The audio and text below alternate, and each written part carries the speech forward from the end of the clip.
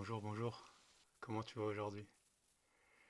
J'espère que tu vas bien et que tu as passé une bonne nuit ou une bonne journée, selon le moment où tu regardes cette vidéo. Aujourd'hui, j'ai un peu changé mon format et on va parler d'une anecdote et entre guillemets d'une réalisation qui m'est arrivée dans ma vie.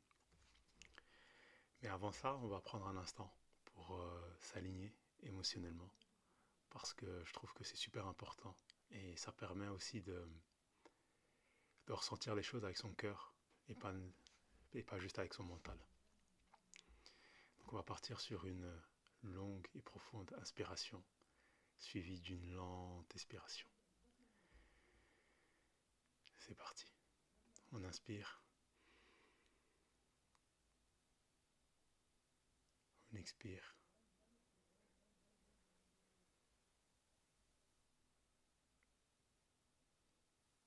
et on laisse les émotions redescendre. On inspire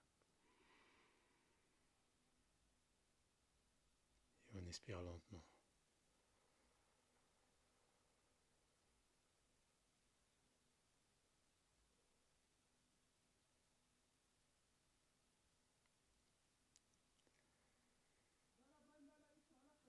Comment tu te sens? Personnellement, c'est un feu d'artifice d'émotions, notamment aujourd'hui. Et c'est pour ça que je fais cette vidéo. C'est qu'il vient de se passer quelque chose d'assez étonnant quelque part. Mais c'est dans la continuité d'événements qui sont passés les derniers jours. Dernièrement, notamment par rapport à cette chaîne YouTube, j'ai eu des pensées. Je me disais que globalement, la manière dont je m'exprime est parfois un peu lente et que par rapport à ce que je voyais sur YouTube, par rapport aux shorts et par rapport à d'autres vidéos et à d'autres producteurs de contenu, je remarquais que c'était beaucoup plus dynamique. Et donc je m'étais mis à retoucher mes vidéos afin de les rendre plus dynamiques, de couper les moments de pause. Et j'en ai parlé avec une amie qui m'a posé une question assez intéressante, c'est toi, que désires-tu pour cette chaîne? Et c'est une question que je ne m'étais pas posée au premier abord. Je m'étais juste posé la question de savoir qu'est-ce que, quelque part, qu'est-ce que l'autre espère. Et donc j'étais parti sur l'idée de changer le format de mes vidéos, de les rendre plus dynamiques. Et en y réfléchissant et en prenant le temps vraiment d'être présent et d'être aligné avec mon corps, je me suis rendu compte que dans le fond, c'était pas vraiment la chaîne YouTube la question. C'était pas vraiment les autres producteurs de contenu, mais c'était vraiment qu'est-ce que moi je désire. Quel sentiment y avait-il réellement derrière cette volonté de changer? Et en creusant petit à petit, je me suis rendu compte que ce qu'il y avait derrière, c'était le sentiment de ne pas être assez, de devoir quelque part changer pour être accepté et pour être aimé. Et ça me rappelle un peu une anecdote sur laquelle j'étais revenu dans une de mes anciennes vidéos. C'est que lorsque je sors, à chaque fois que je sors de chez moi, dès que je mets un pied dehors, j'ai souvent l'impression de mettre un masque. De mettre un masque pour, pour qui je ne sais pas, ou du moins avant je ne le savais pas, mais un masque pour paraître plus heureux, plus joyeux et occulter certaines parties de mon être. Et donc ça a commencé avec ma chaîne YouTube et le rythme de mes vidéos. Et puis ça a continué par rapport à des échanges que j'ai eus avec mon frère. Et globalement, l'échange que j'ai eu, c'est que lorsque j'interagis avec mon frère, je trouvais que c'était souvent très belliqueux, très violent et d'une brutalité que j'avais du mal à concevoir. Sans vraiment pouvoir y mettre des mots dessus, je remarquais qu'on n'arrivait pas à se communiquer et que des fois il me renvoyait une image de moi que je ne reconnaissais pas. Et avant, je remettais toujours la faute sur mon frère. Et puis à un moment, ça m'a pris aujourd'hui. C'est que je me suis senti dépassé. Je me suis senti dépassé émotionnellement. Et à ce moment-là, comme avec ma chaîne YouTube, je me suis posé la question de savoir, dans le fond, est-ce que c'est par rapport à mon frère ou est-ce que c'est par rapport à moi? Est-ce que ça ne serait pas par rapport à des parties de moi que je ne veux pas voir et que quelque part mon frère met la lumière dessus?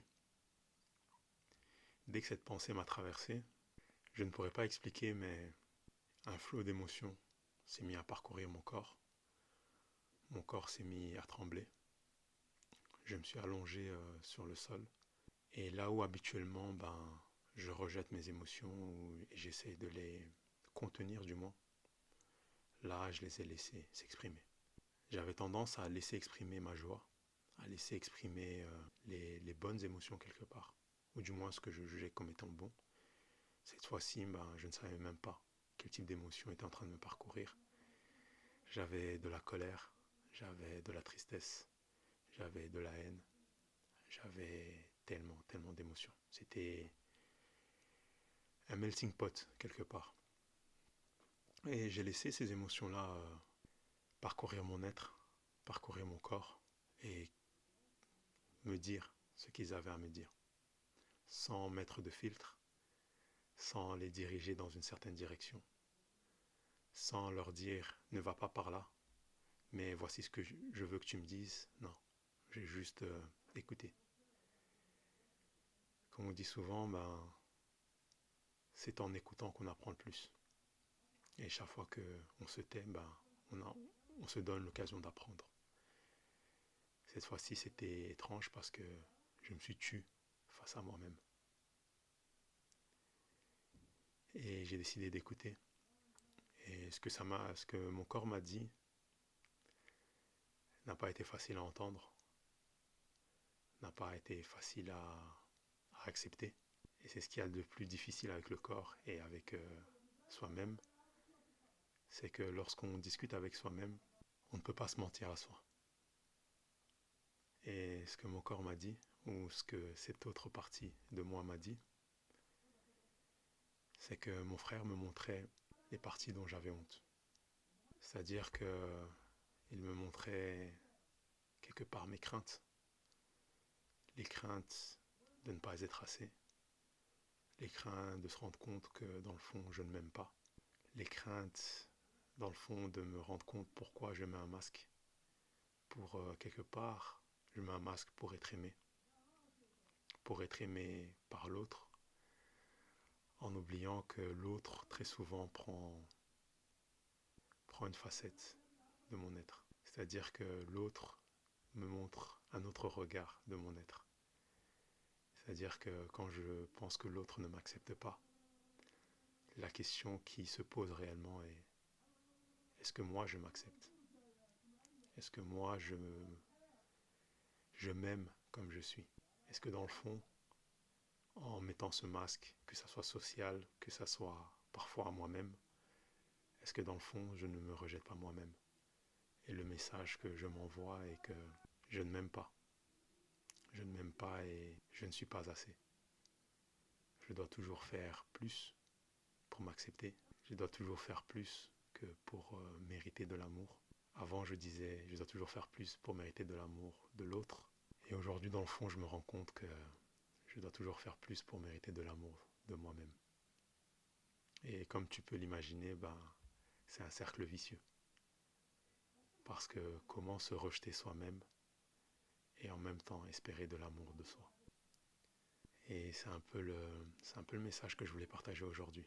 C'est-à-dire que cette réalisation-là me met face à un miroir, me met face à une vérité qui est avant tout de m'accepter comme je suis, pas comme je voudrais être, pas comme j'espère être, mais juste comme je suis. Et peu importe les blessures que ça me montre, peu importe les facettes de mon être que je vois, c'est moi. Et je suis assez.